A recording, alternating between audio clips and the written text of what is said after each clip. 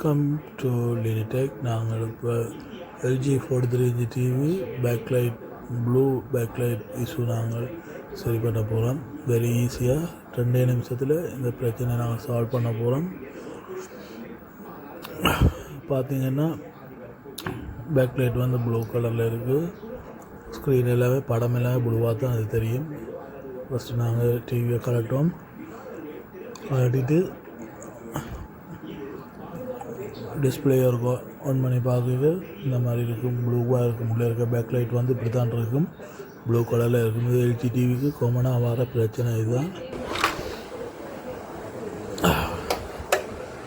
ஃபுல்லாக ரிமூவ் பண்ணி போட்டு இது பேக்லைட் வந்து நாங்கள் அதில் போட்டு அதை செட் பண்ணி பார்ப்போம். ஈஸியான வேலை தான்.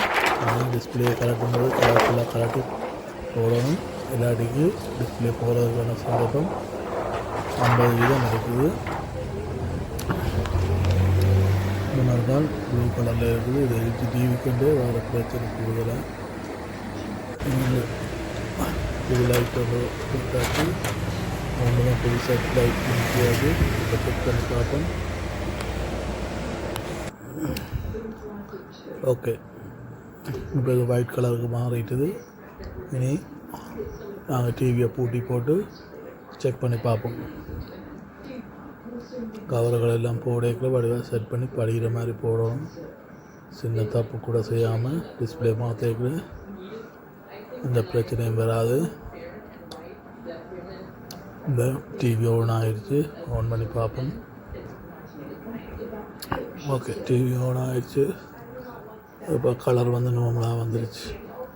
ஓகே, இப்போ ஒரு படம் உண்டை போட்டு பார்ப்போம். Okay, 100% work finish. சேனலை சப்ஸ்கிரைப் பண்ணுங்கள், லைக் பண்ணுங்கள், பெல் பட்டனை ப்ரெஸ் பண்ணுங்கள். தேங்க்யூ.